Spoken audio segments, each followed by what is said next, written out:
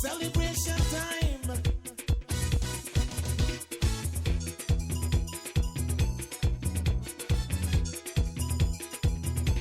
It don't matter what part of the jewelry you come from.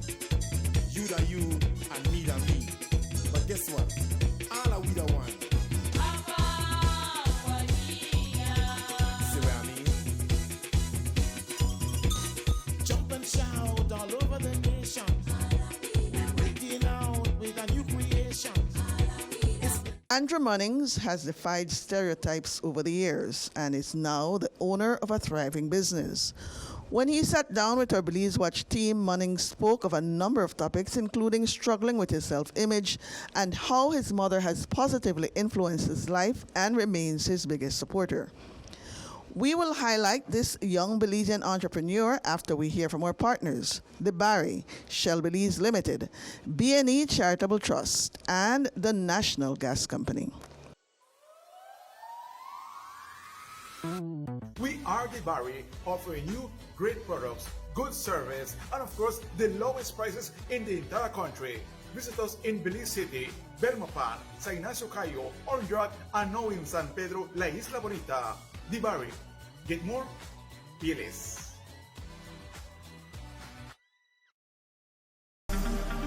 Shell V-Power with 3 times more cleaning and friction-reducing molecules. Go well. Go Shell.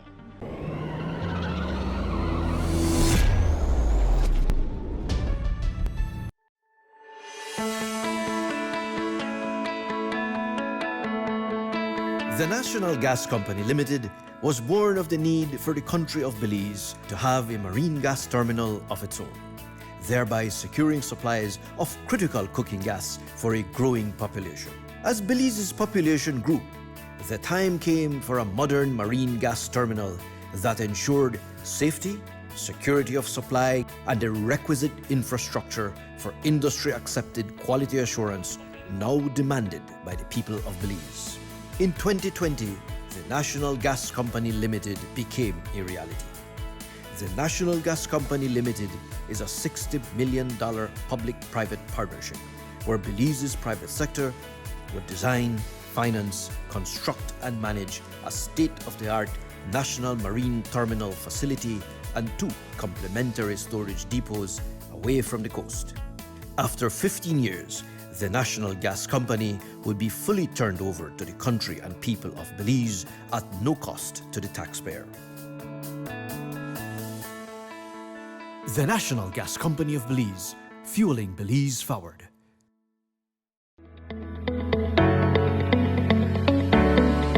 Since 2008, the Belize Natural Energy Charitable Trust has created opportunities for Belizeans to develop themselves and their communities. The Trust employs tools that are intuitive, collaborative, and accessible so that every Belizean is empowered to achieve their full potential. Over 200,000 Belizeans have been impacted because of our various initiatives. The Belize Natural Energy Charitable Trust, empowering Belizeans of today to create the Belize of tomorrow.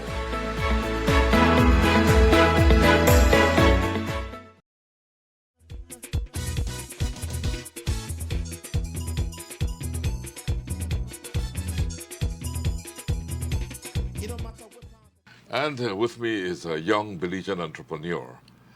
Young, I call him young because he's still in his 20s, according to what he told me a while ago. I'm talking about Andrew Munnings.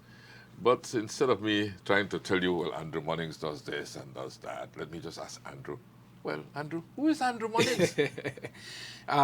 Let me say that is a Welcome journey, to our show, by the way. and it is good to be with you. Yes. I must say you are one of the many persons that I look up to, and you are one of the reasons why I do what it is I do. The reasons why I try to bring that bass out of my voice is because I try to train. You go deep down. you gotta go deep down. But that Yes. who is Andrew Munnings? That is actually still a journey I'm trying to find out myself.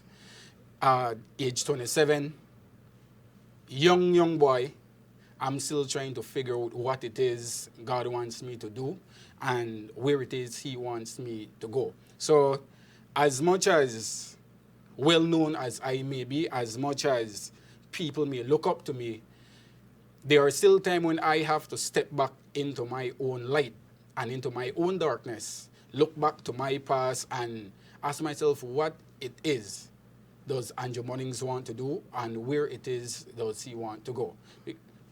Yeah.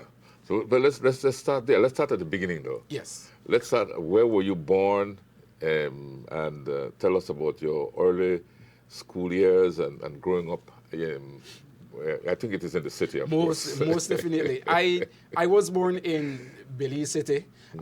Most people know the term as South Side, but I prefer not to call it that. South Side is a location. It's not a state of mind, and it's not who someone is. Agree. The place is called Yabra, Caesar Ridge Road, from age 1 up to where I am now. And Yabra is a very historic part of Belize City. A lot of people don't know St. John's College was up there.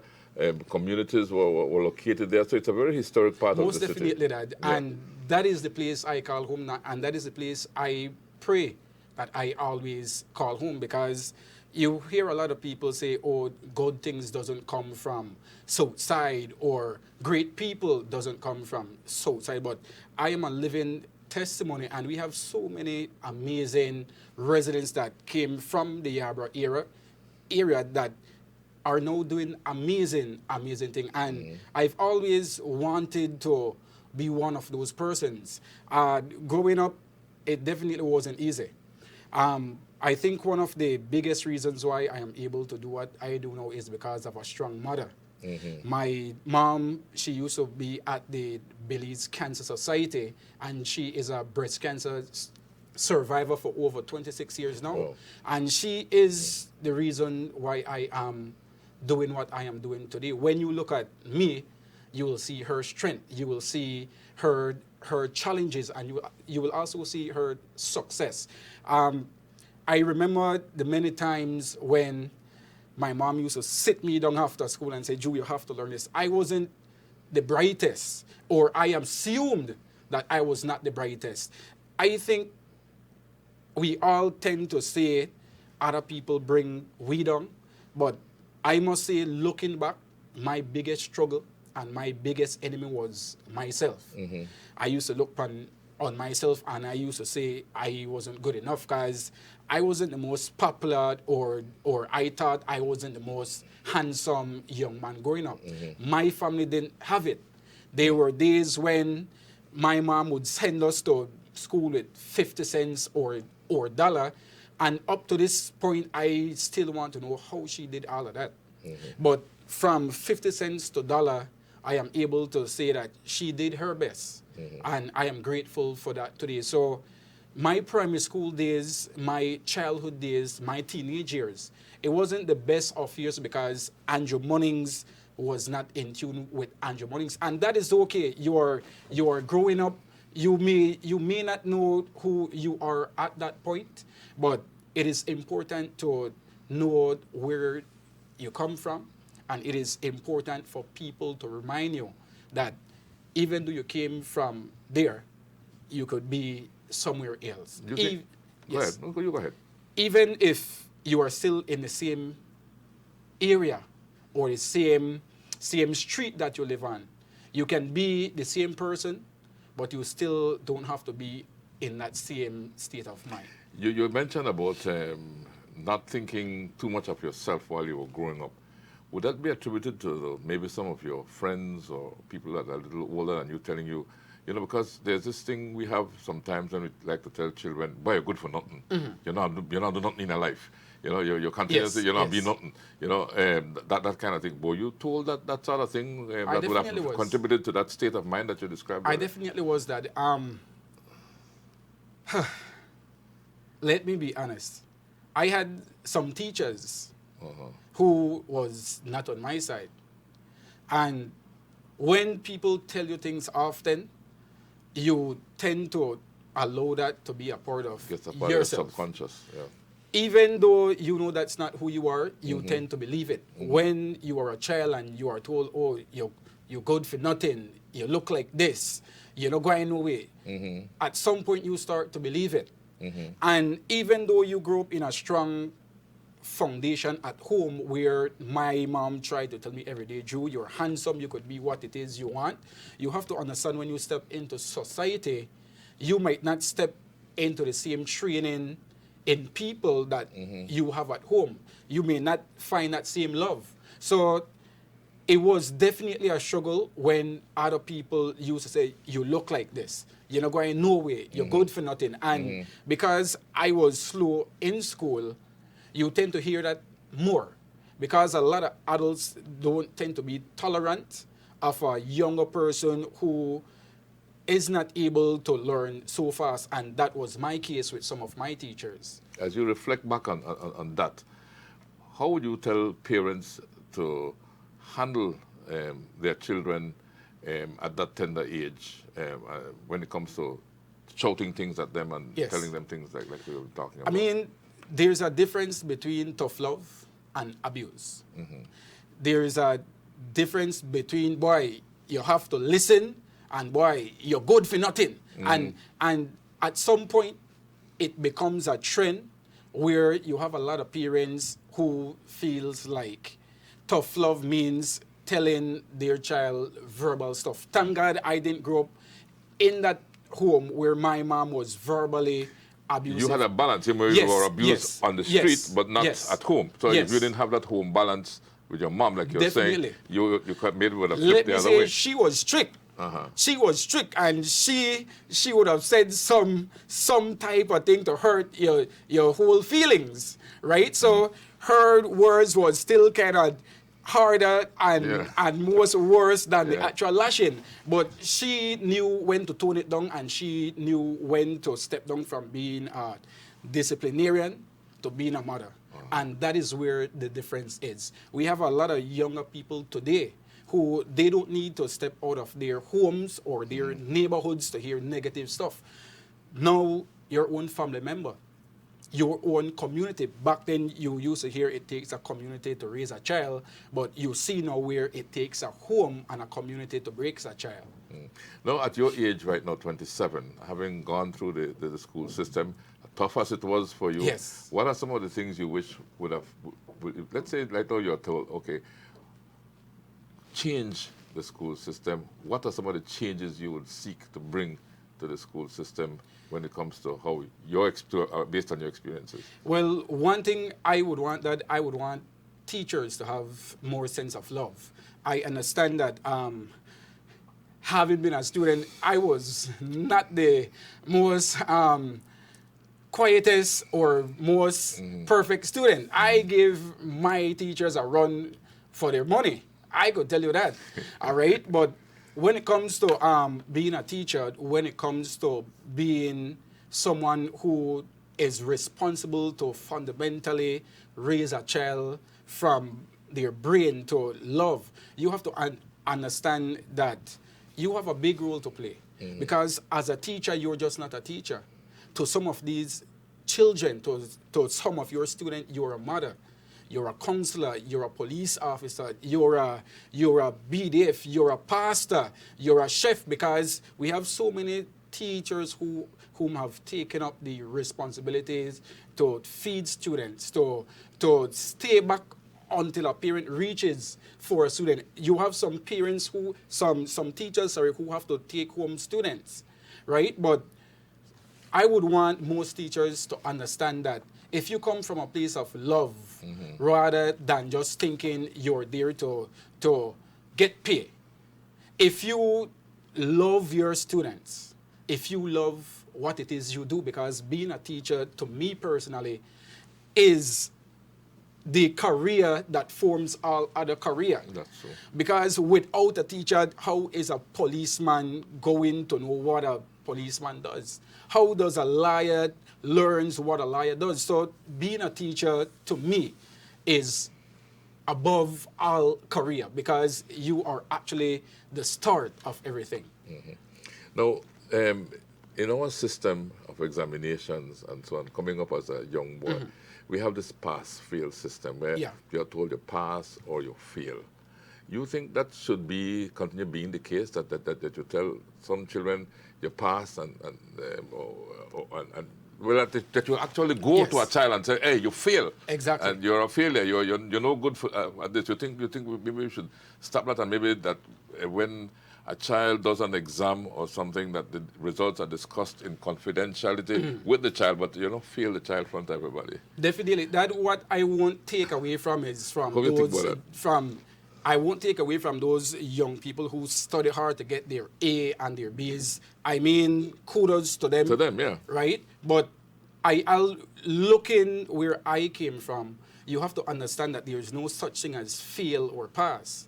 There is simply some students learn different Than from others. other students. Yeah, that's like the way it is. me personally, they might not believe, but my PSC grade was 53.7. All right? A lot of people feel like great success has to come from A plus or a B plus and doing this the right way. Sometimes the best students are actually ones that cannot even pass a test, because maybe paper or sitting in a class and watching and listening may not be the way how they learn. Some students may get an A on a test, and then you want to know why another student can fix up a vehicle so fast without all of us are different. So telling a child that, all right, you fail, and if you pass, you better than this one, that's not the way. We have to reach a certain point in our educational system where we have to understand that each person, each student that comes into our classroom may be different, and it is at that time where you have to then have advisors in the classroom that can talk to parents and talk to the school system and allow them to understand this might not be what this child likes. I have a lot of young people who reach out to me right now that I tell you, they can fix a bicycle quicker than anybody. But they tell you, Jude, I'm not the best reader. I don't know maths, but I can do this. And that's where the education system and parents, we have to sit down and understand that we have to fix that, because your child didn't fail. Yeah. Your child may not go and turn out to be the best liar, but maybe they go and be the best mechanic in the entire country. That's the point. All right? You made the point perfectly. Exactly. That's the way I think. All right. You know, because God did not create failures. Definitely. When we start to fail this and fail that, then you start creating little failures all over the place. Definitely that. Because the person does not think in this one size fit all. And that is life. That is the beauty of life, when you are able to think the way how you think and watch each and every individual, no matter what different levels they are at where they are supposed to be. Yeah. All right? I find it strange too, because we are a biblical country. We believe in the Bible, and the Bible tells you that to some He gave the gift of this, the gift of that, the gift of that. Exactly. So you have to respect persons for who they are and what they have inside them, is what they bring out. And it is until we learn to respect each other. Let me say, it is until we learn to respect ourselves that. Because that's important. Because I am sure there is something in your life where, even though you know you are the best at something, there is something else you might say, you know what, I need somebody else to deal with that. And then you tend to realize, when you give the job to somebody, they might not have the same qualifications like you, but you ask yourself, how this person even find this so amazing. As long as we learn to respect where each persons are and respect each other's differences, then we are able to move forward as a country.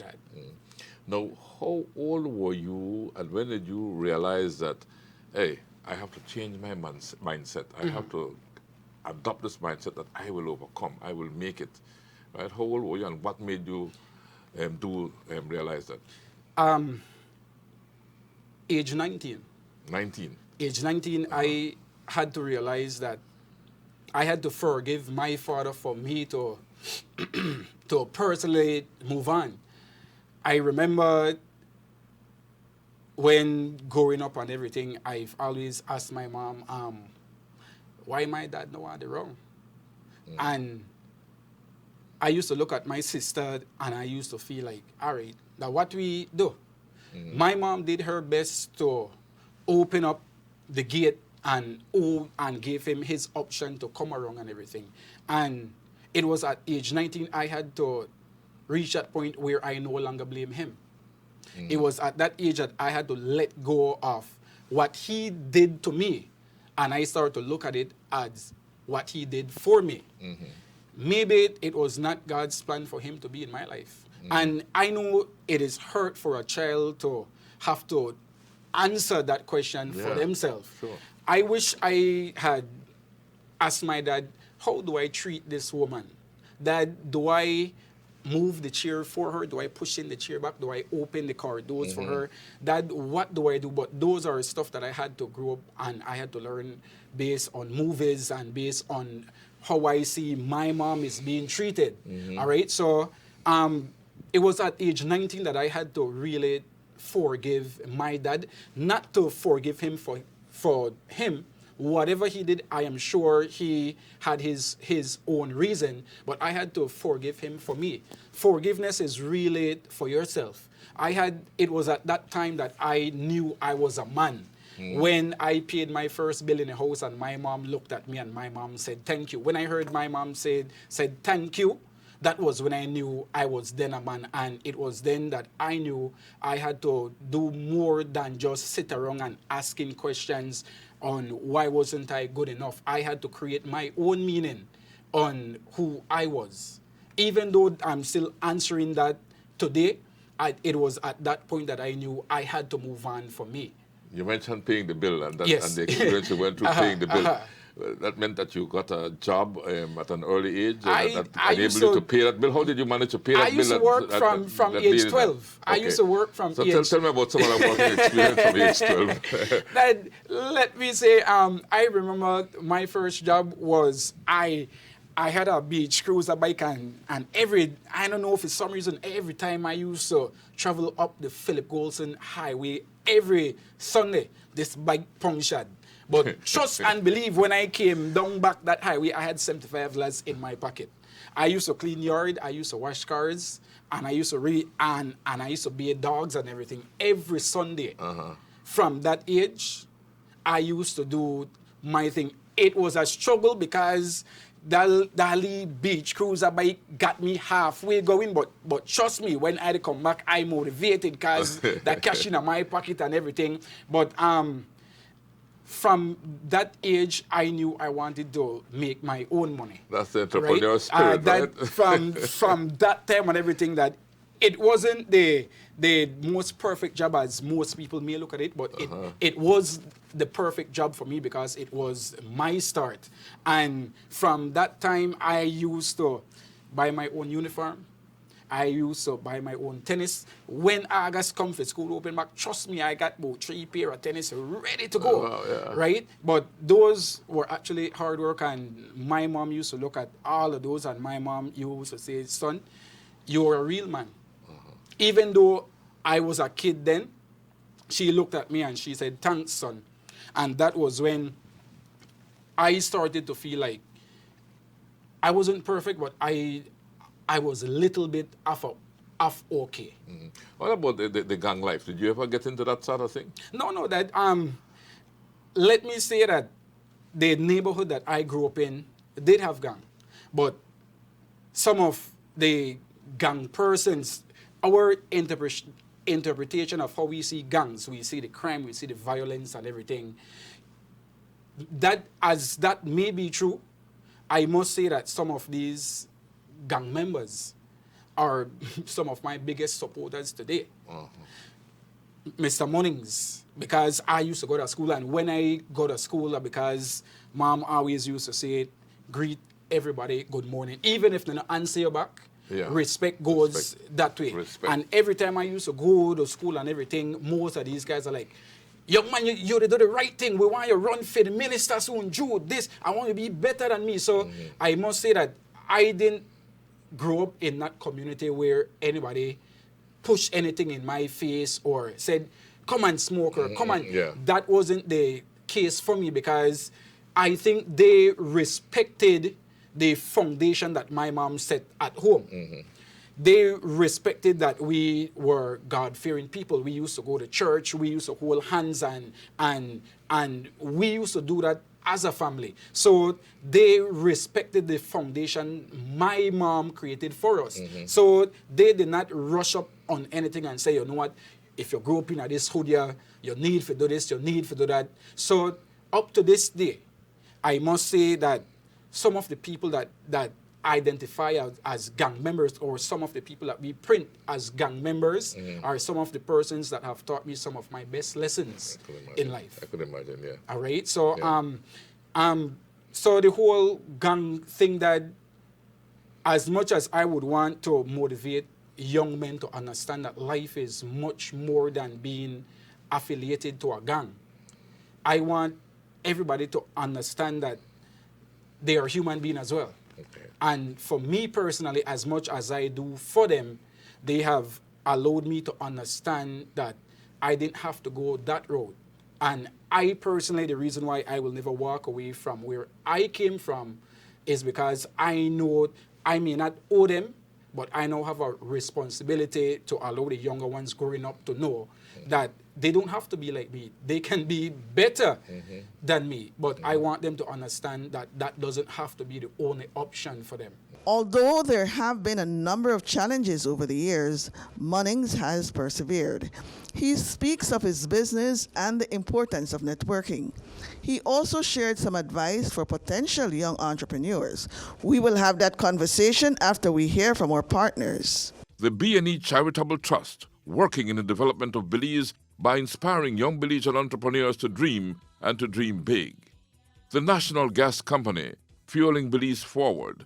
The National Gas Company makes sure that you not only have a guaranteed supply of gas for every household need, but also that it is of the highest quality always.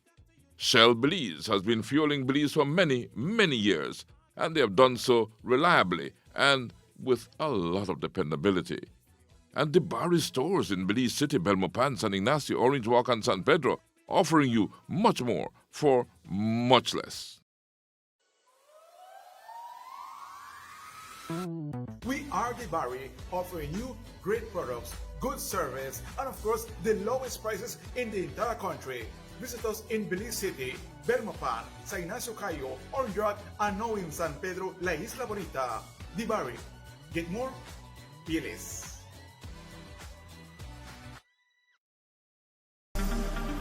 Shell V-Power, with 3 times more cleaning and friction-reducing molecules. Go well! Go Shell!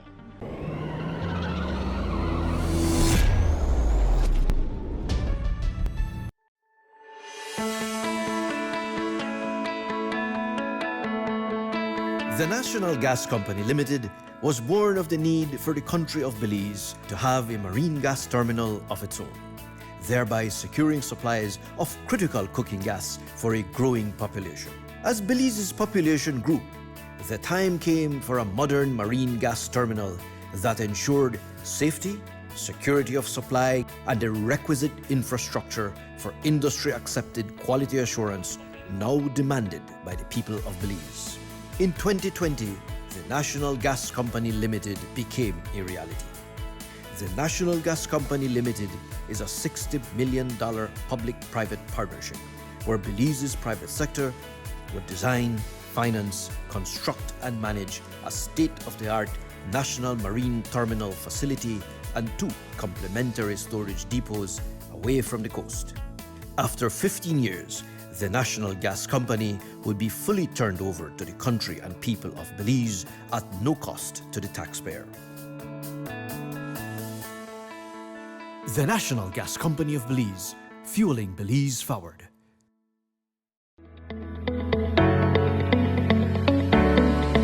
Since 2008, the Belize Natural Energy Charitable Trust has created opportunities for Belizeans to develop themselves and their communities. The Trust employs tools that are intuitive, collaborative, and accessible so that every Belizean is empowered to achieve their full potential. Over 200,000 Belizeans have been impacted because of our various initiatives. The Belize Natural Energy Charitable Trust, empowering Belizeans of today to create the Belize of tomorrow.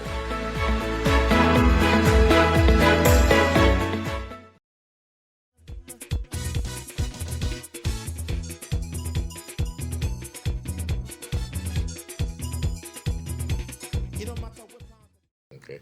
Now let's go back now to where you are 19 years old. Mm-hmm. You realize that you need to change. Mm-hmm. You know, you forgave your father, right? And you decided, okay, I'm going to realize Yes. my dream. How early, when did you realize what the dream was? How old were you when you realized what the dream was? And even though you maybe had dropped it on the wayside, but now you're going to pick it up now. How did you arrive at that dream? That I am still at a place right now where I'm asking God what it is does He want me to do. As much as I love what I'm doing, you're doing yes, you're in business already. as much as I'm loving what I do right now, every day I still wake up with that thought, Lord, show me the way. If this is what you want me to do, show me. So to me personally, you never reach that place where you say, I have achieved my dream. Because I think true success is not reaching a place and just being comfortable and say, this is where I want to stay.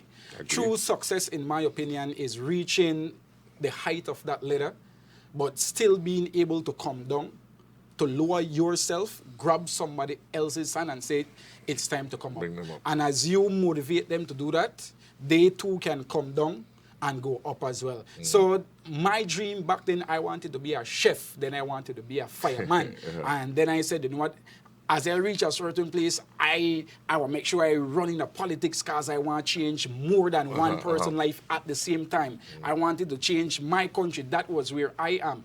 Never thought that I would have been doing funerals that I am doing right now. So the dream, for me, it's still being creating as we speak. Okay. Now the funeral, you do funerals. I right? do funerals. Okay. Now what led you to? How you started that? How you get in doing funerals? When you said, kind of what you're telling me, you never had no inclination that you would be doing that. If you told me 3 years ago that I would have been the director of a funeral home, I would look at you straight and say, no, you're crazy. Never. All right? So I know back then I've always had the interest when I used to pass a church and a funeral was going on. I used to peep inside because for some reason I loved to see caskets. Serious? I know it's weird, but when I was young and I used to pass the morgue, I used to be the one that peeping at the morgue and all right, what happened here? I used to find it so intriguing. All right, but I used to also dream a lot about it, and that's why I said I ain't not going to look on nobody. I will make sure I just watch and because it looked interesting.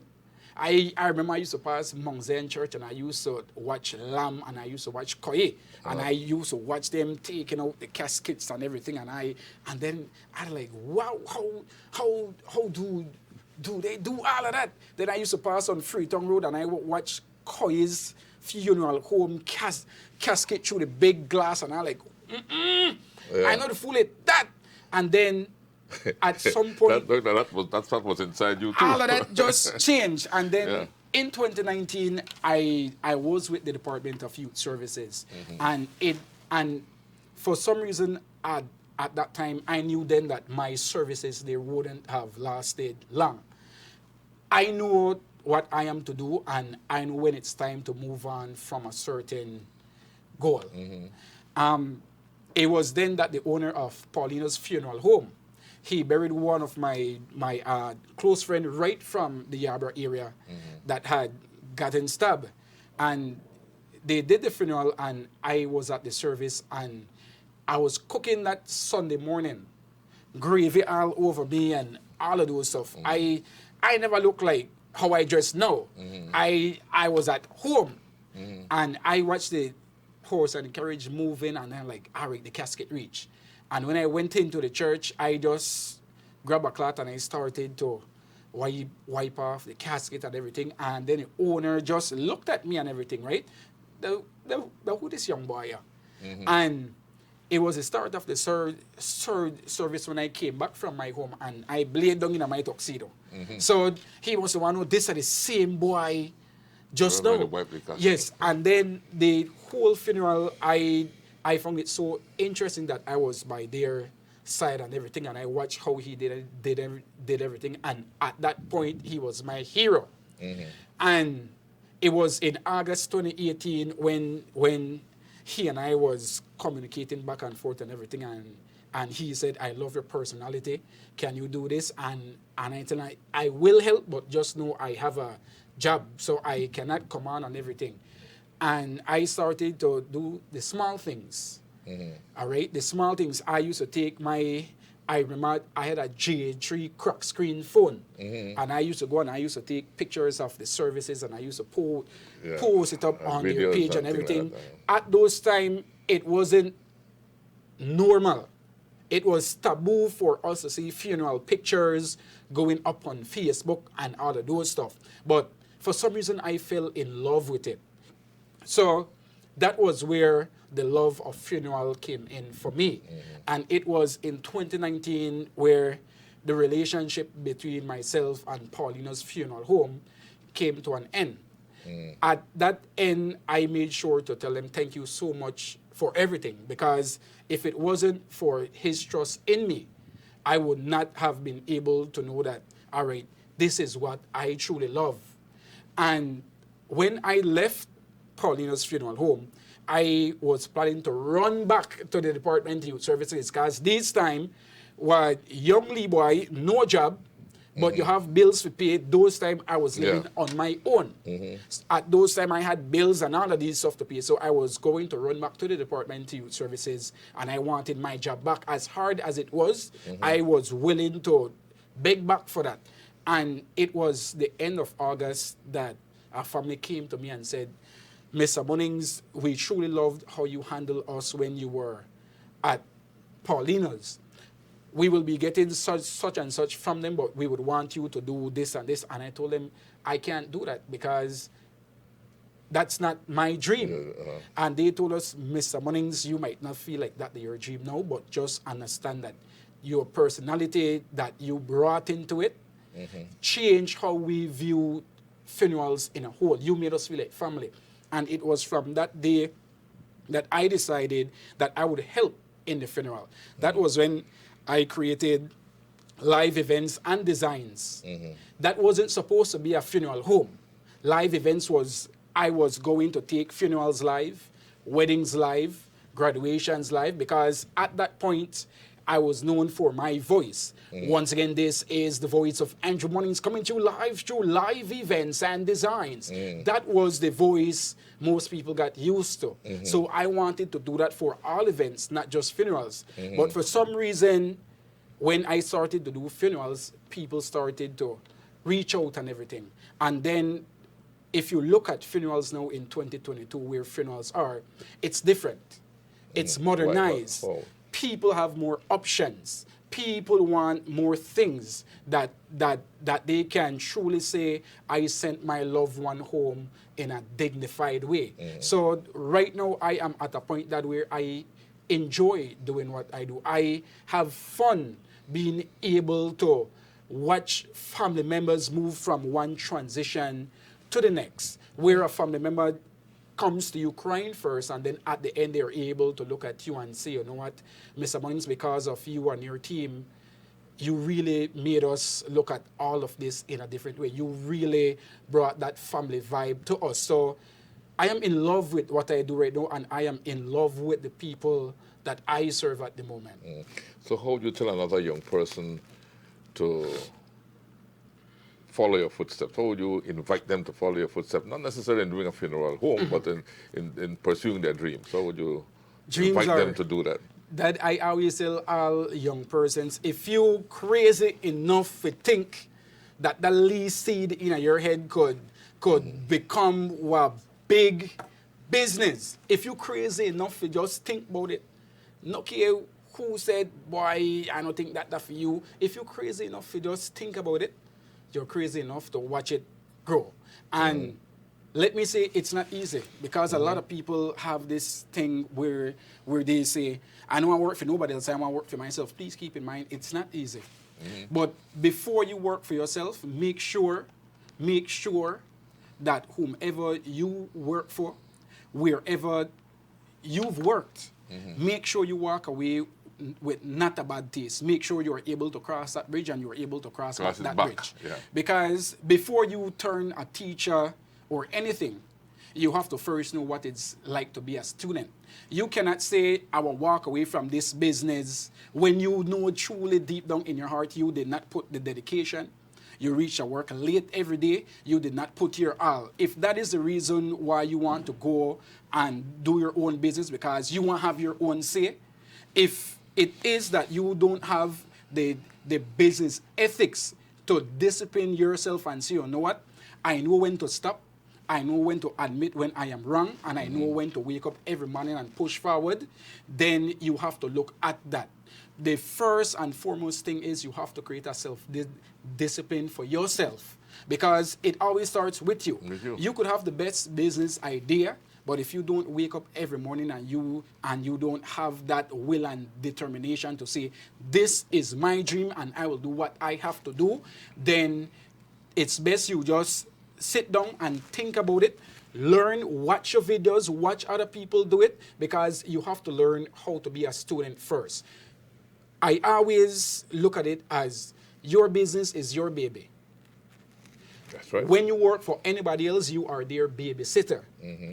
It may be easy for you to be a babysitter to somebody else's baby, but you know that dedication has to be there, because that boss, that business, that parent wants you to put their utmost into that baby.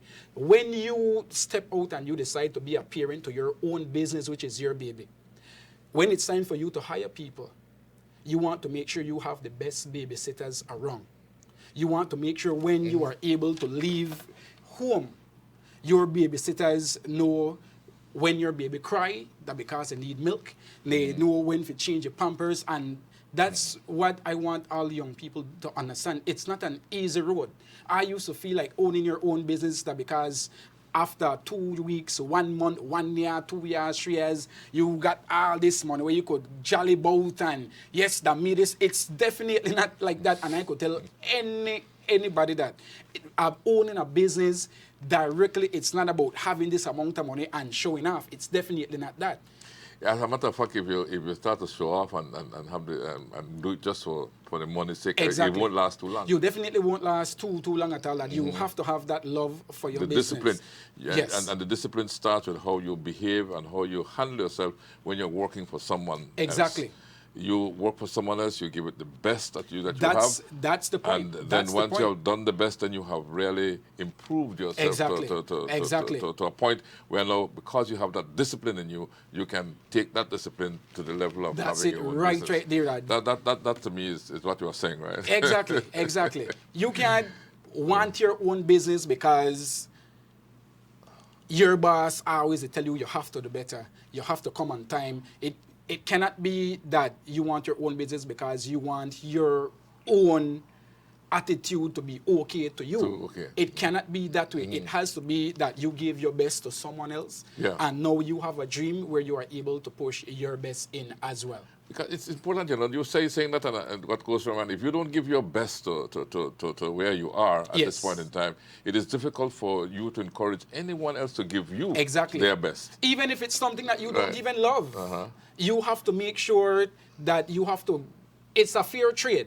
You're putting in a service for a paycheck at the end of the week. You have to be fair to people. It might not be a job you see yourself doing for the next 5-10 years, but you know that it is a fair trade, and as long as you respect other people's business and know that you are a worker to allow that mission and vision and their goal to make it somewhere, then you are able to say, you know what, it's time for me to step out and do something for my own. But to all young people who are trying to push forward, please understand that even though it may not be easy, I want you to know it is definitely worth it. It's worth it, but you don't really necessarily get there the first time either. Definitely So not maybe you that. could share with us some of your experiences in getting there. Maybe some of the Yes. falls that you have had. Yes. Because you said you started off wanting to do weddings and different things, and then you ended up just doing funerals. Exactly. So that again, so that you have to make a small diversion Yes. from your original goal. It was share some of the experiences in It was a starting big up. diversion, that, because you imagine this young business started out to do weddings, parties, and all this stuff, and then boom, COVID. everything that just funeral. No, I think what had happened was COVID started in 2020. In 2019, when I started, I looked at everything and I realized that even though I wanted to do all these events, you couldn't, because COVID was now upon us. Parties was being canceled. Most weddings were being postponed to later date because of the SIs. And the only thing then that was coming in was, Joe, can you do this funeral for us? Can you do this live streaming for a funeral for us? So then it became more funerals, than other events. So then it became Munnings Funeral Services. And from that point, I realized that I love what I do. Now it's time to bring in other people to see if they are able to contribute to a family that needs our help. During that whole COVID pandemic era, it made me realize that in no better time we have to know how to socially respect each other and know how to socially tolerate each other. At that point, everybody was in their own personal corner. You couldn't go this place, you couldn't do this, you couldn't do that. So we had to meet up as a team and know, because my team consists of professionals at the moment. It's not that everybody works just for live events and designs. David Matos, that does the decorations, he does carnival, he does weddings, he does baby shower, he does everything. Quincy Jones, that does my music, he was a DJ. He is a DJ, he plays for all events. CZ's Rental from St. Paul's, they have chairs and tent. They didn't just do that when my business came up. It was there long before. But when weddings and other events did not happen, decorations wasn't needed during that time. Clubs were closed down, so the DJ wasn't needed. That's right. Weddings were being postponed and canceled, so big tens and hundreds a chair wasn't needed. So at that time, I had to think, and I had to see, you know what, it's time to bring in these people for us to work together. And that was what that COVID pandemic era did for us. We created a network, a relationship, not just a business relationship, because right now I am able to call these people 3 o'clock in the morning. And that is where that relationship comes in. So it's more like a partnership. It's a partnership, and because of that whole pandemic era, I must say that these people they were the best decisions I've made for my business. So it was a traumatizing experience based on the amount of funerals that we were doing. Most people may watch it as, all right, you do funerals, so you must be happy that a lot of people are dead. It definitely is not that. Before I am a funeral director, I'm a human being. I am Andrew Munnings. I have had family members and I have had friends who died from COVID. It wasn't a business opportunity then. We just had the opportunity to give families the best during that time. Even though family members was not able to have thousands or hundreds of people at the funeral, with that live streaming, we were able to connect families from around the world to that one single moment. And that was worth each and every step of it. So that's really what put you over. That is the main core of what we do, the live streaming, the voice that a lot of people, oh, Mr. Munnings, I love the voice and everything. I mean, it's all of that, but truly, it's my team. It's not just Andrew Munnings. So, Ted, you keep talking about your team. Yes. How big is your team? You described a few of them. Is your team bigger than those you have mentioned? Or? I have persons who print for me. I have persons who does my ribbons. I have someone who does my frames. So it's not a funeral home where all of us are located in one building where everything happens. No. Up to this point, I still rent hearse. Up to this point, I still buy my casket. Up to this point, I am more of a funeral director. A lot of people feel like when you charge $3,000 for a funeral, $3,000 is actually what you're putting into your pocket. No. $3,000 is what you are able to bring all of these people together to make one event happen. Yeah. So my team at the moment, Monica, Quincy, Raheem, Antoine, David, Zoela, Carlos, and my mom is one of my newest member to my team. She just came in, so I trust no one else to be the face of greeting people and everything. So she will be the one to do it. And I have one more young lady coming on, but I definitely don't want to call her name right now. She's working at the moment. So when that time comes, when she's fully on, then I am able to say we have a strong team and everything and I trust each and every one of them with their unique talent and their contribution to the business. Since you started, I think you said in 2019 on your own, Yes. right? How many funerals, more or less, have you conducted or directed? In terms of numbers, I definitely don't have it on top of my head. Once you go on my page and you see, on my page, we have done over 300 live streaming for funeral. But that doesn't mean that we were the directors of that funeral, because we can go live for a service, but you can pick another funeral home to be the director of that funeral. And that's what I want family members to understand. It is, even for funerals, you could go around and you could shop around to know what it is you want. You can get your casket from one funeral home. You could get the streaming from another funeral home, and you could get booklets, ribbons, all of the other stuff from another funeral home. So if it is that you want us to go live for a funeral, we are able to do that. We don't have to necessarily be the ones you get your full package from. So you can we do are able different to services. Yes. So somebody can come to you and say, just print a program for me. Definitely. And you definitely do that. Definitely. You know, or right. just oversee the whole thing, then that you do that as well. Yes, sir. So whatever funeral services. And needed, even if it is that you just want consultation, if it is that your family don't know who they want to do the service, you could call us and we are able to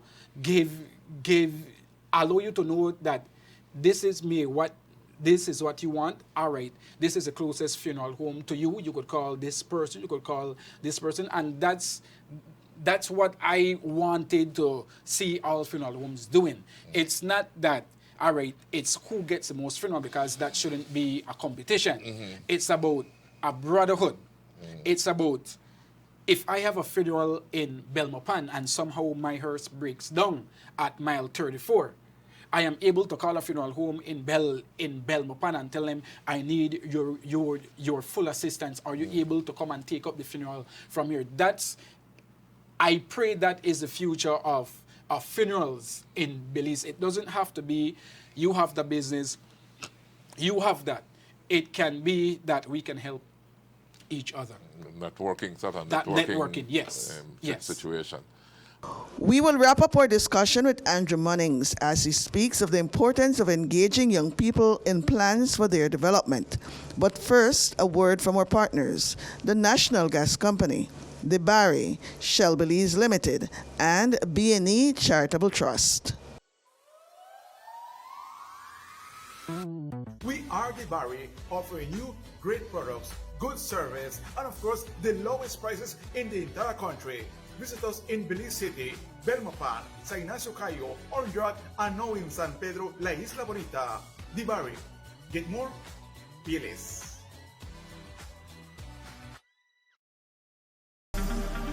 Shell V-Power, with 3 times more cleaning and friction-reducing molecules. Go well! Go Shell!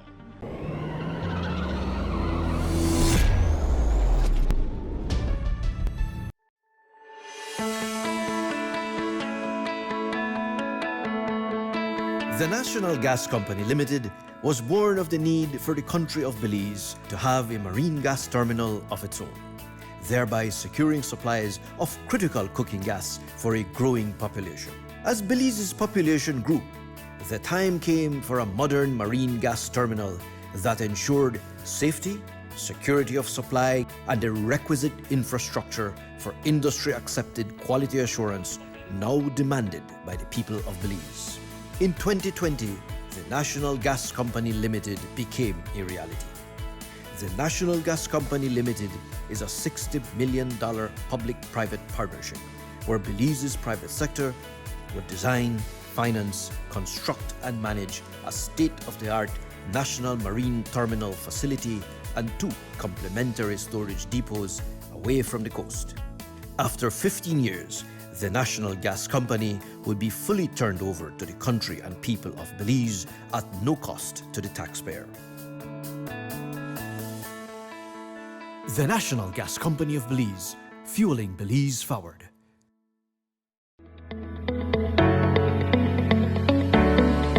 Since 2008, the Belize Natural Energy Charitable Trust has created opportunities for Belizeans to develop themselves and their communities. The Trust employs tools that are intuitive, collaborative, and accessible so that every Belizean is empowered to achieve their full potential. Over 200,000 Belizeans have been impacted because of our various initiatives. The Belize Natural Energy Charitable Trust, empowering Belizeans of today to create the Belize of tomorrow.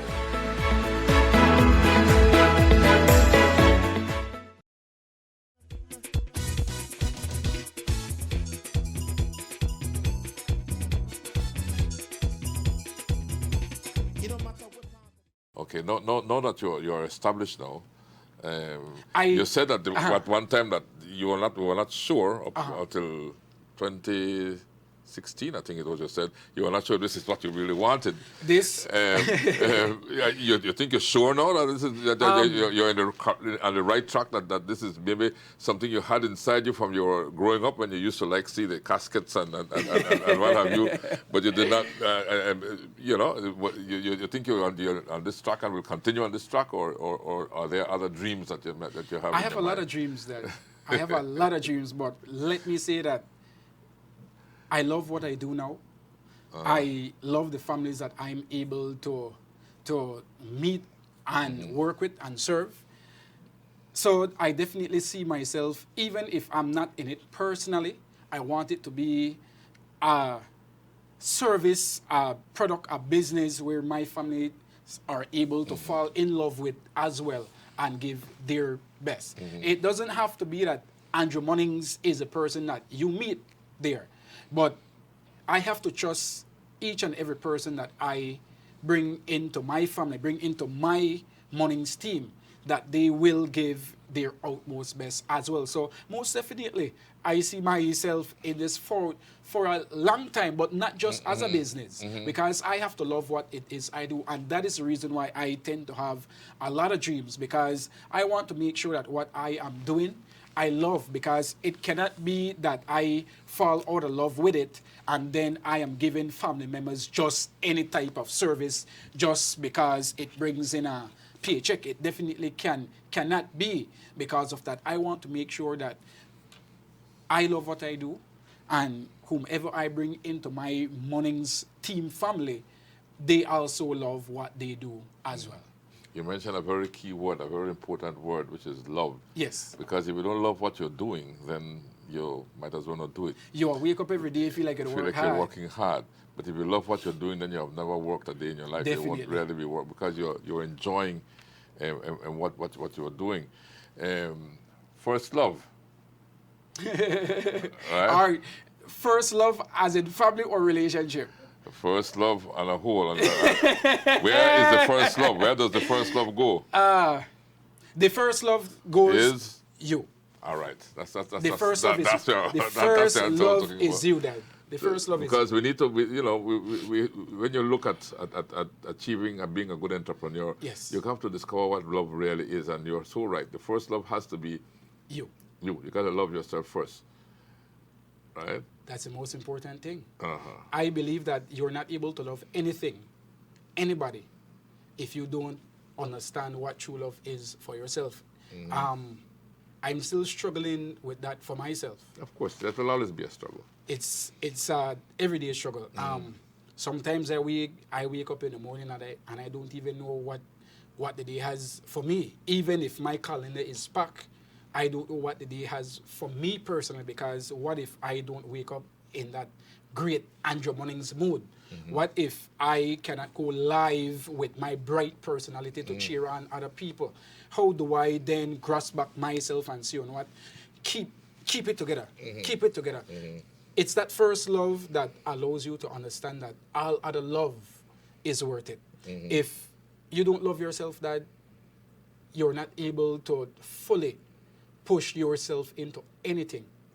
And that is what I personally believe every day. It's from the day you're born up to the day you pass. Loving yourself is a struggle, because as much as you meet new people every day, you meet new versions of yourself every day. Today, you might realize you like something that you didn't even knew you did not like 5 years ago. Next week, you might not like something where you feel like you may love last week. And that's the changing course of love. Love doesn't mean you remain at one point. It means you're able to move, you're able to run, you're able to swim, you're able to fly. But at that given point, you return and know that that is home, and that's the place you feel safe. And that point is yourself. Yes. So you accept that biblical formula, no? Faith, hope, and love. I've accepted that over and over. That it's emotional to accept personally, because you do have your own struggles to deal with.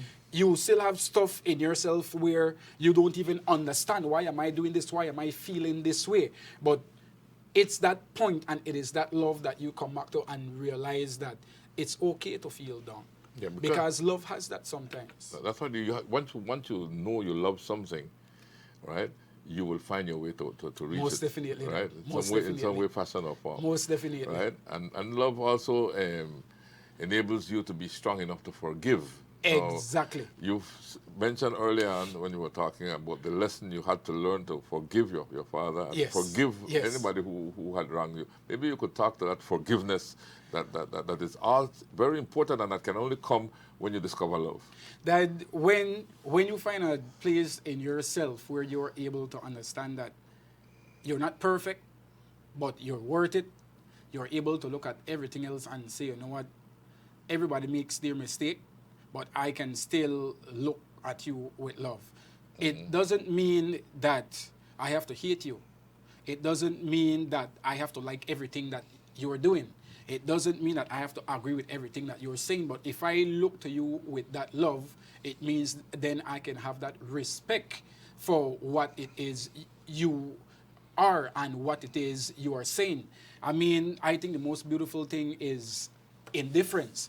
You being able to have your own opinion, I'm able to have mine, and when we bring those together, even though you might still don't agree with me, or I might not still agree with you, you are able to respectfully, with love, understand where I'm coming from, and I'm able to understand where you are coming from. So when you reach that place where you are able to bring love and forgiveness together, you are able to look at everybody as individuals, not as, all right, my dad did this. You're able to look at it as he was not a perfect person. He had his reasons for what he did. I can say right now, I have love for my dad. Of course. Even though I may not know him, I still have love for him. As a human being, if anything happens to him, I will still be that Andrew Munnings to step up and say, you know what, let me show you love. So being absent from something, somebody not being able to meet you where you need to be met, it doesn't mean you can't meet them with love and forgiveness. That's where you are able to grow. And that's where you're able to look at everybody as their individual self. That's in line with, of course, that what we usually call a golden rule. Most definitely. Do unto others as you would that they Yes. do unto you. Yes. You know, you wouldn't want anybody to do certain things to you, so why would you do to somebody else? You know, Definitely so that. And you want to be forgiven, so you forgive. Of course. And when you forgive for Can somebody, you nobody forgive perfect. yourself. Because Nobody no one no is perfect. perfect, and you're at peace. You know? Yes, yes. But a lot of the problems that are facing, particularly our young people today, because they're not able to let go and they're not able to forgive. Yes. How would you talk to them and tell them, listen, man, forgiveness is key, because when you forgive somebody, you forgive yourself. You let go of Yes. the burden yourself. You know, how would you break that down to us? We live in a generation right now where I realize most of my peers, my young people, are okay not being able to put out their best. They're okay just not doing anything. I met someone last week and the person said, Drew, I just want to stay home and I just don't want to do nothing. I tired. And I asked the person, what your age? The person said, Drew, I just turned 18. And I'm like, you done tired already? I understand all human beings reach that point where you need your rest. But if we reach that point where we're able to say, all right, I've had enough, that's where we then have to push the best of ourselves forward. If you watch at the latest social media trend, you would see young people, I am sure, that has the utmost talent, using those talent to either expose people, disrespect people, fighting and all of these stuff. And for some reason, we feel like the negative is always a trend. Why are we not able to share a motivational story? If someone needs medical support, why can't we share that post? If someone did great, James Burgell from Danguga, age 24, just became a pharmacist. Why can't we share stories like that? Why is it that we have to share this one beat up this one, or this one they play with this one boyfriend, or this one take this one husband? Why is it that these type of stuff has to be the hot flowing topic of young people? Why is it that I cannot share someone from PG has their own food business, someone from Corozal is making their own souvenirs, someone from Orange Walk can braid so beautifully, someone from Kaya or Belmopan makes the best smoothest shake, someone from San Pedro or Kikaka has their own tour company, or someone from Belize City does the best fried fish and rice and beans. Why is it that those stories cannot be the fundamental point of where we go as young people? And it is the trend that we tend to follow that is actually breaking our society down. Because we watch the government as our leaders, we watch the school as our leaders, we watch the home as our leaders. But why is it that as young people, we cannot be leaders to each other? Why is it that we cannot refocus our positive thinking to allowing us to help each other? Because trust me, let me say, it's not all young people. We have amazing young people who are doing great. But if we continue to allow the trend to be just about who they beat up this one, or who outfit not look too good today, we then take away the focus from that productive Belize, where all of us, not only the government or the teachers or the workers or public service or the media, it's all our responsibility to participate and help create where Belize go from here. Because we always say young people are the future of tomorrow. What if that tomorrow is today? The slogan of the Department of Youth Services, tomorrow starts today. Why can't it be now? Yeah. Right? Now, let's just say you get the authority for in some fashion or form to lead us forward. What would you do to change this whole situation? Politics, whatever way. What would you advise them? Let's put it that way. If I should ever get into politics, which I don't have any interest in at the moment, I love my role that I am at the moment. As an entrepreneur. But yes, I definitely do love that. But if I should ever jump into politics, Dad, my first thing I would have to change is allowing my people to know that this is their government. Because yes, you have the individual names. You might have People's United Party or United Democratic Party or VIP or any other party that comes out. But I would want my people to understand that the most beautiful thing in all of that, they serve us. They cater to us as people, as citizens of Belize. And it is until each and every young person, every woman and man, every child understands that democratic process, that sovereignty that we are trying so much to protect. It's not that an organization should protect that. It is individual. It is you who is in the media. It is the young boy walking down the street. It is a little girl in the preschool chair who doesn't even know what is her dream right now. It is each and every one of us. It is our responsibility. So if I should get into politics, the first thing I would have to understand, my people to understand, is that I am for you. The government is for you. You decide where we go. You decide what it is we do. And if we lose that focus, if we start to push that focus in the hot topic trends, we tend to focus on holding each and every person who is in power accountable for the decisions that they are making. We, as people, our fundamental responsibilities is to hold those persons in power, to allow them to know that, here it is, we want the best. We voted you in for the best. And the best doesn't mean your individual best. It means all of us. It doesn't mean that they cater to you personally, but rather to your community, to your society, to your country. So if I should ever get into politics, I need my people to understand that you're not voting for me because you just need someone to help you. You're voting for me because you believe in that Belizean dream, and you believe that your children, your grandchildren can one day be where I am, and one day you want them to be okay. How much of that Belizean dream that you are talking about is taught in our schools? Not much. Not much. And how much of Belize is taught in our schools? Not much. And you just out of the school system. That's what I'm asking. Yes, and the reason why I say that we come right back to love. How much do we teach our young people? Yes, when September comes, we teach them the same topics over and over. We teach them about the symbols. We teach them about the September celebration. We go into all the social studies subject. How big is Belize? Who is the Prime Minister of Belize? All of that is good. But until you can formulate how you can incorporate, how do you become a great citizen into that? What is your role as a student in Belize, not just in the classroom?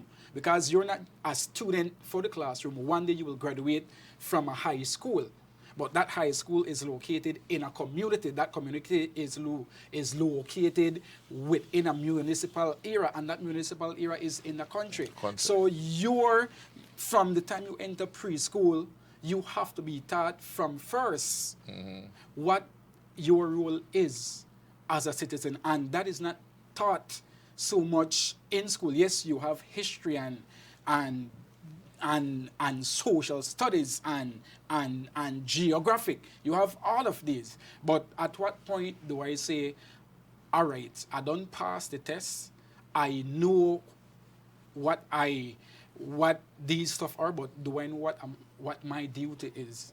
Do I know where I go from here? And I can remember, and I always go through it, there's a speech that was made by the Right Honorable George Price to the Teachers Union in the 1960s, when he questioned the value of us teaching a child about the Nile River. He used that as an example, and not teaching him about the Belize River, or even what a river is. Exactly. In the first instance. Exactly. And do you think that somewhere along the line we have to, that has contributed a bit to where we are, that we don't really appreciate where the beauty of our country Most and definitely. what we have. We don't teach our most constitution enough. Yes, You most know, definitely. And we the are as a reason people. why I totally agree with that, it is because, I mean, when you hear young people speak today, I want to go to States. I want to go to Cancun. I want to go to this place and everything. And you know, in all honesty, most of our people don't even know how the blue hole looks. That's right. They haven't even seen a waterfall in Belize. Most of us, there are some people who are adults who haven't even been to Punta Gorda or been to Corozal, but they know where Florida is. They know how Dubai looks. They know how Trinidad Carnival are one of the best carnival within the whole Caribbean, right? So it is what you said. We have to allow young people to understand, yes, there are so many options. There are so many options in the world. But at first glance, you have to know what it is you have here, because you have a lot of people who are in love with Belize who haven't even been to Belize. But you have people who are here who don't understand what we have here, the resources that we have here, who would just want to catch a plane and just go. All right. So, but I understand as a young person how they feel and everything, because most people haven't seen how that Belizean dream looks. Most people don't even know what the Belizean dream is. So they lose that focus because they want to do something else. And it is our responsibility as teachers, as government, as parents, as individuals, to speak more highly of our country. To when we sit in the House of Representatives, when we hold a certain position, for us to act accordingly, for young people to look at that and say, you know what, I want to be like that. Yeah. For people outside to look at all of that and say, you know what, Belize really to step up. I don't believe we are a third world country. That is just a status that we are given. Exactly. I believe that we are the greatest country in the world. Yeah. I believe that. Right? And it begs the question too, how could you love something you don't know? Exactly. Right? And that's what we have to... We need to teach Belize. Yes. Yes. That has to be... And not just in school, that everywhere in everyday life. Everywhere that we go. Yeah, it has to be Belize first, second, third, fourth, fifth, sixth, seven, eight, right down the line. Till a whole and great. They got a song when they sort of most definitely. Most definitely.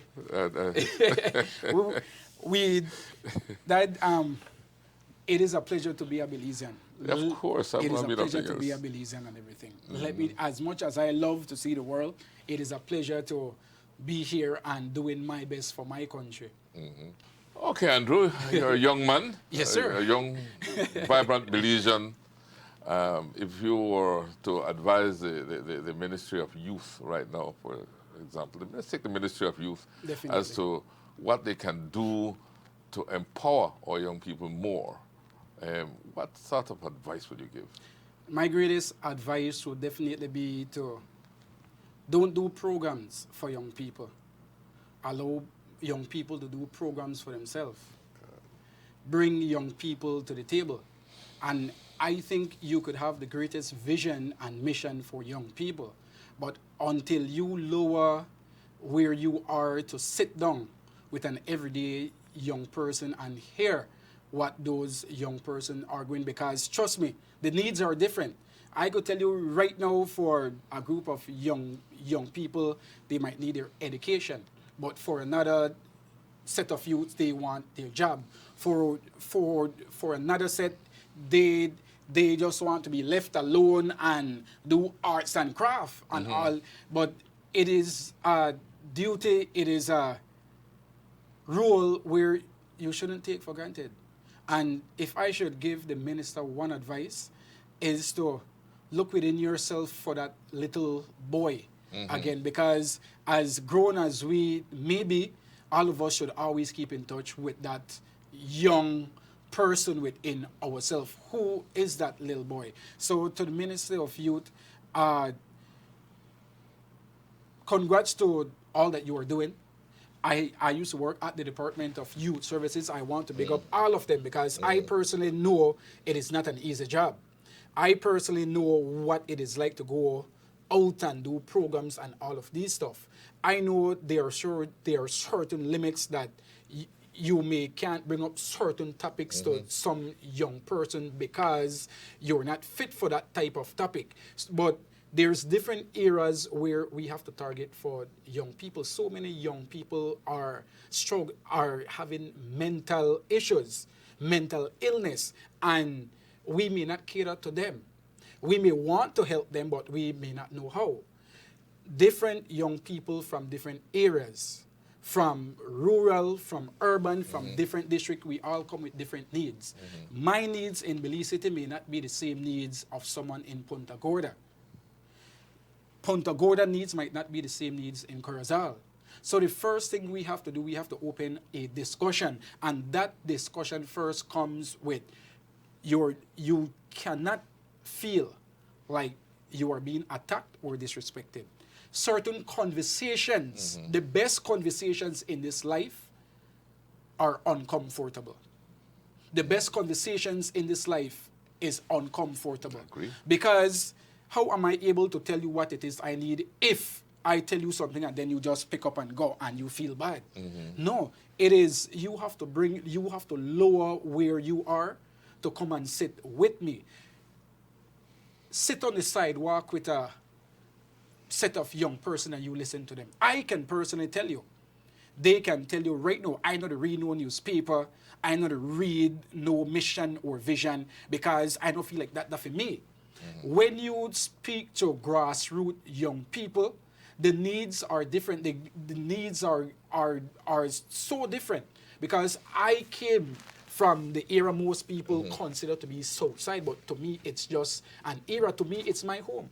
So I understand that the young people in my era come to me every day, Joe, please make her do this, please make her do that, please make her do this. Some young people you might give an opportunity to, and they may disappoint you. And then you have few other young people that you may give it to, and then they turn that opportunity into a whole life for themselves. So if I am to give the Department of Youth Services any advice, it would be to allow a conversation to happen. Allow a uncomfortable conversation to happen. Uncomfortable simply means being able to listen. Not tell the young person you don't understand what you go through because we did this for you guys, but you guys may never use it. We built a park for you guys, Maybe those young people never want the park. Yeah. Maybe you build a park today and by next month it don't break up. Why? Because you brought in professionals to build that park. What if you did some type of awareness, some type of campaign, job campaign for them to come in and build that park? You know when they circle around that park and they see any other person and try to, yo, stop that. Allow young people, youth development, allow young people to be a part of their own development.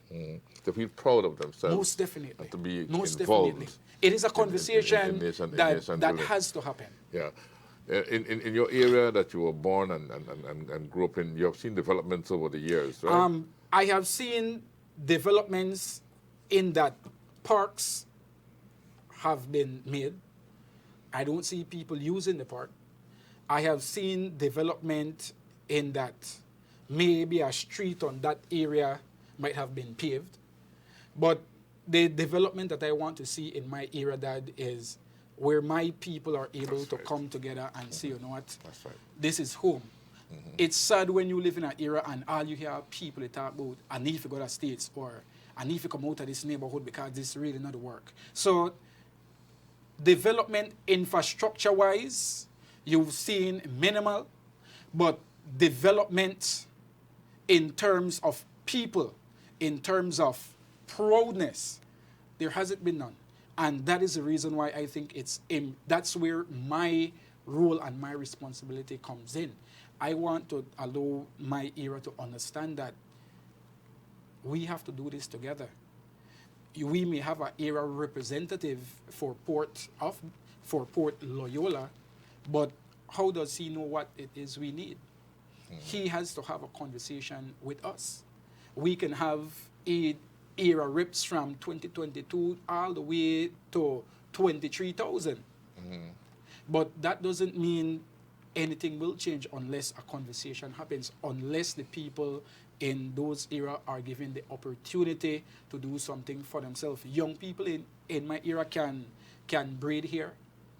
A little girl came with the crocodile shoes. She started to put the diamonds on the actual shoes and everything, and she started to sell it.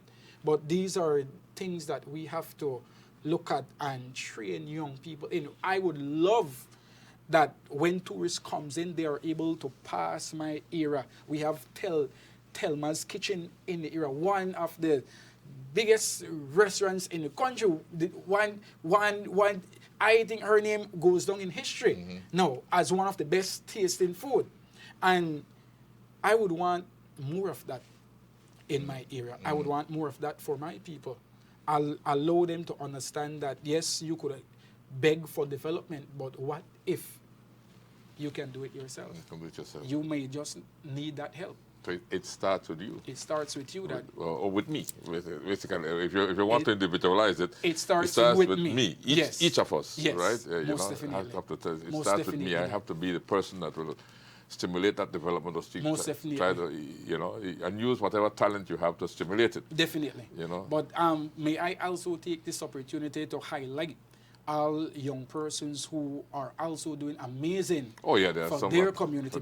We have young people who are studying abroad, young people with their own business right now, young people who are still in school, young people who are working, young people who don't have that opportunity to get that highlight. You are sitting here with me, but some of those same exact persons are the people that I speak about. It's not just about Andrew Munnings. I hope that my interview here can inspire other media houses to do the same for other young people, highlight them. And that's what I'm trying to do with my personal business right now. I want to post up in inspirational stories and businesses of young people.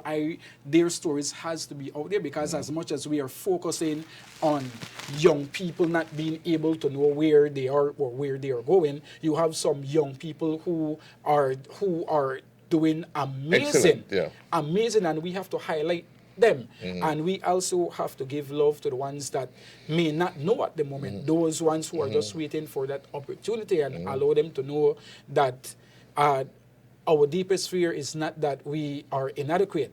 Our deepest fear is that we don't know how we are able to push out our best. It is ourselves. But as long as we push in that fear and we turn that into love and we turn that into forgiveness, then we're able to come back to that point of love, which is me. Yeah. My grandfather shared with me when I was a young boy a poem that he wrote, and I've kept it throughout my life, and I like to recite it. And so many people know it that they must say, "What? I said a poem again," right? But I'm not sure if you're aware of it. It's titled "The Best." The Best. I don't know if you have heard it yet. I don't want to hear it now. You don't want to hear it now? Yes. All right. If what you have done is all you could, the best. Yes. Then be content and leave to God the rest. Amen to that. I've heard that before. Fluctuate, is it? Yes. No joy, no sorrow stays. Oft-changing scenes and moods amaze.